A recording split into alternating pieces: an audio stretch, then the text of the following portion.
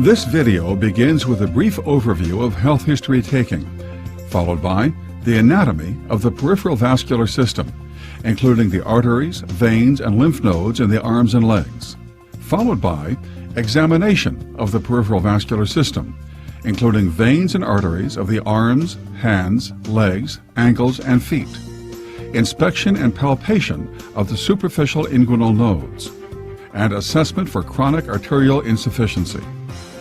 We conclude the video with tips on describing your findings. You will see the examiner assess a healthy patient. In clinical practice, you may detect the same normal findings, or you may discover normal variations or abnormal findings.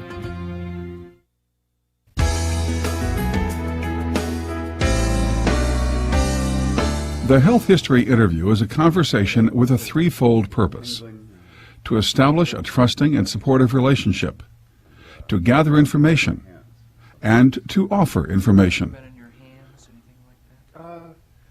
In the case of new patients, you will gather information that will form the basis for a comprehensive written health history. For patients seeking care for a specific complaint, you may prepare a more focused, problem-oriented history. In either case, you will record the patient's chief complaint, along with common or concerning symptoms.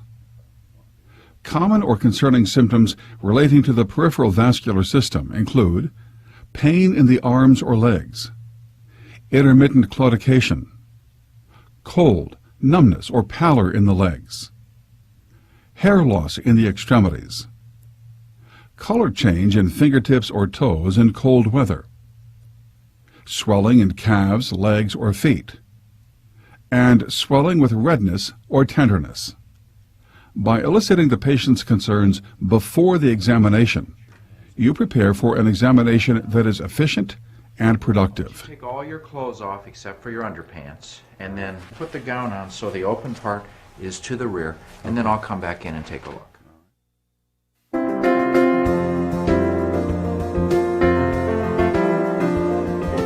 With the patient's health history in mind, you are now ready to continue your examination. Before proceeding, however, let's briefly review the anatomy of the peripheral vascular system. The peripheral vascular system consists of the various structures involved in circulation to the arms and legs, including the arteries, the veins, the capillary bed that connects them, and the lymphatic system with its lymph nodes. Arteries carry oxygenated blood away from the heart. When arteries lie close to the body's surface, you can feel their pulsation. In the arms, arterial pulses are palpable in 3 locations. The brachial pulse can be felt at and above the bend of the elbow, medial to the biceps tendon and the muscle. The radial pulse can be felt on the flexor surface of the wrist laterally. The ulnar pulse may be felt on the flexor surface of the wrist medially. However, overlying tissues frequently obscure this pulse. The arterial arches interconnect the radial and ulnar arteries and help protect hand and finger circulation from arterial occlusion. In the legs, arterial pulses can usually be felt in 4 places: the femoral artery in the groin, the popliteal artery behind the knee, the dorsalis pedis artery on the dorsum of the foot, and the posterior tibial artery behind the medial malleolus of the ankle. An interconnecting arterial arch protects the circulation of the foot. Veins, which may be deep or superficial, carry deoxygenated blood back to the heart. Because the veins of the leg are especially susceptible to dysfunction, they warrant special attention. Deep leg veins include the femoral vein, which lies just medial to the femoral artery, below the inguinal ligament. Superficial leg veins include the great saphenous vein, which runs from the dorsum of the foot to the groin, and the small saphenous vein, which runs from the side of the foot to the back of the knee. Communicating veins interconnect the deep and superficial veins. Lymph nodes are normally round, oval, or bean-shaped structures. In the arms, the epitrochlear nodes, lateral axillary nodes, and central axillary nodes are palpable. In the legs, usually only the superficial inguinal nodes are palpable. These nodes are divided into two groups. The vertical group, clustered over the upper part of the great saphenous vein, and the horizontal group, which lies high in the anterior thigh below the inguinal ligament.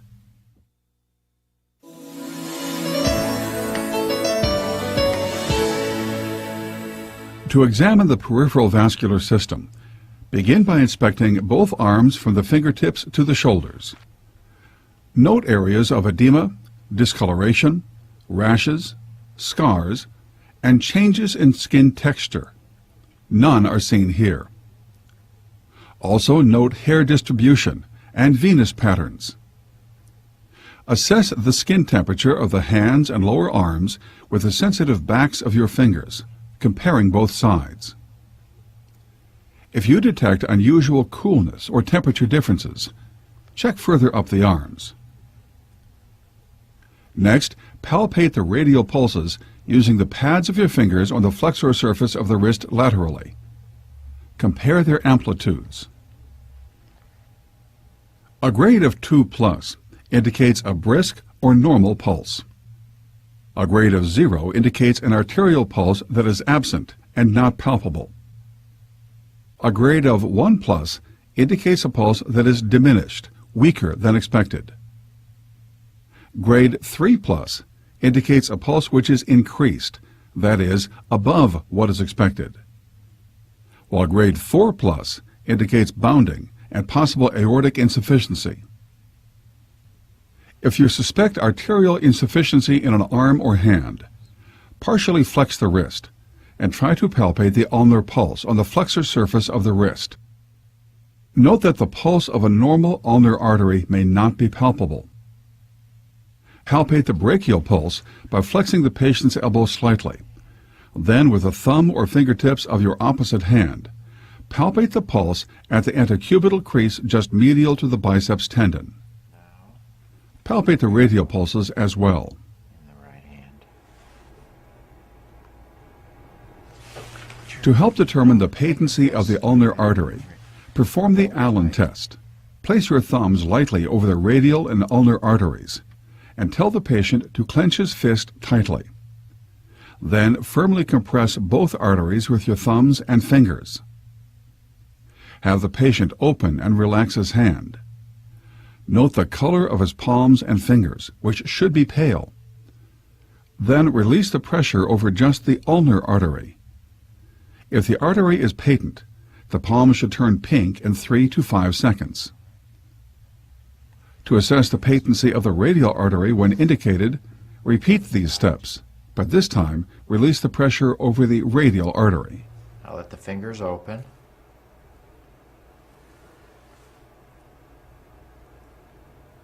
Good.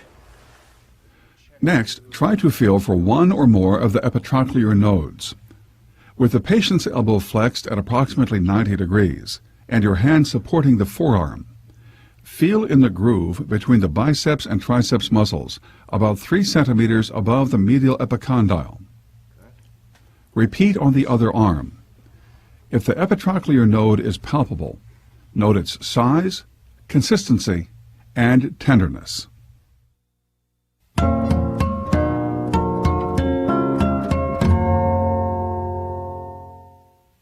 To examine the legs, the patient should be lying down and draped so that the genitalia are covered, but the legs are fully exposed. Socks or stockings should be removed. Inspect both legs from the groin to the toes, noting symmetry in size, shape, and color. Also note areas of swelling, discoloration, rashes, scars, ulcers, and abnormal venous patterns. On the lower legs, feet, and toes, observe the color and texture of the skin and nail beds, and the distribution of hair. Assess the skin temperature of the feet and lower legs with the back of your fingers. If you notice unusual coolness or temperature differences, check further up the legs.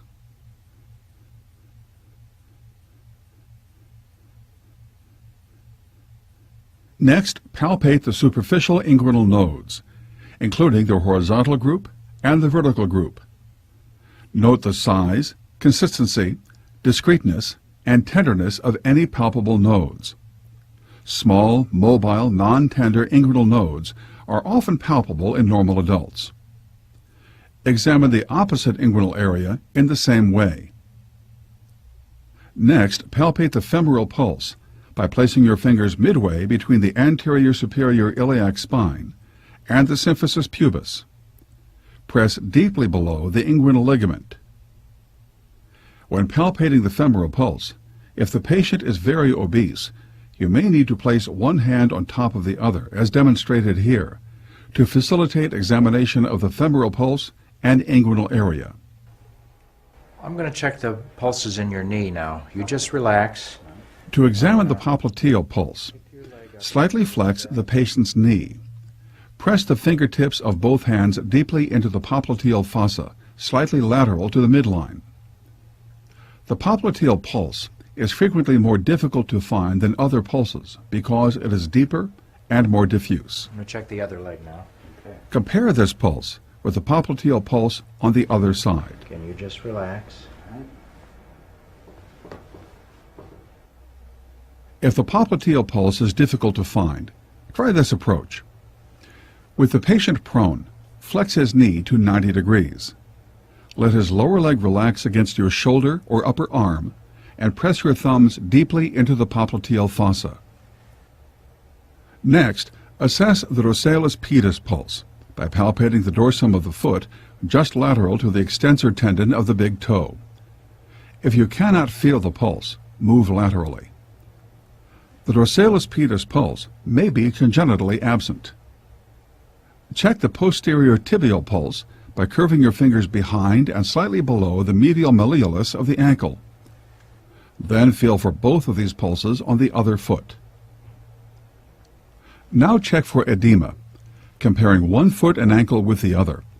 Note their relative size and the prominence of veins, tendons, and bones. To detect pitting edema, press firmly with your thumb for at least 5 seconds over the dorsum of the feet, behind the medial malleoli.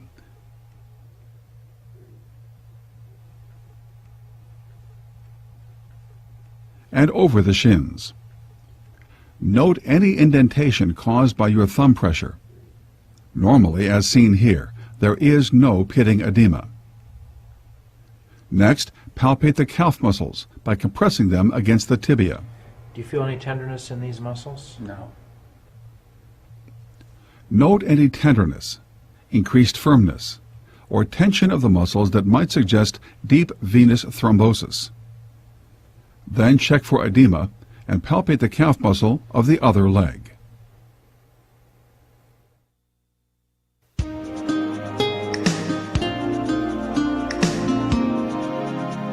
If the patient's diminished pulses or pain on walking suggest arterial insufficiency, look for postural color changes using the following technique.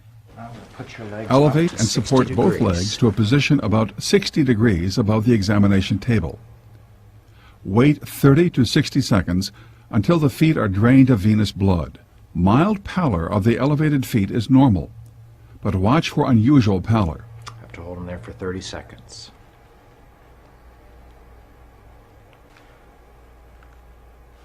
Then ask the patient to sit up with his legs dangling. All right, now sit up. Comparing both feet, note how long it takes for the skin to return to its usual color, normally about 10 seconds, and for the veins of the feet and ankles to fill, usually about 15 seconds. If pinking cannot be seen, use venous filling instead. In lighter-skinned patients, pinking of the skin is easily seen.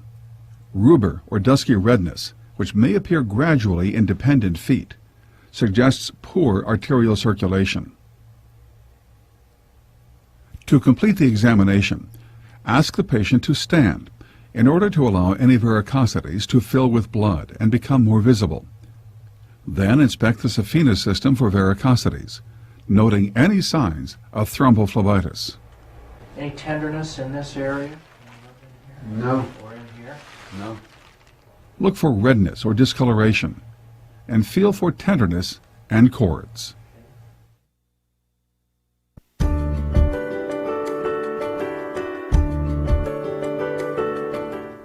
A clear, well-organized clinical record, employing language that is neutral, professional, and succinct, is one of the most important adjuncts to patient care. For a healthy patient, your write-up might include language such as, extremities are warm and without edema, no varicosities or stasis changes, calves are supple and non-tender, no femoral or abdominal bruits, brachial, radial, femoral, popliteal, dorsalis pedis, and posterior tibial pulses are 2+ and symmetric. To summarize, the examination of the peripheral vascular system includes inspection and palpation of the veins and arteries of the arms, hands, legs, ankles, and feet, inspection and palpation of the superficial inguinal nodes, and assessment for chronic arterial insufficiency.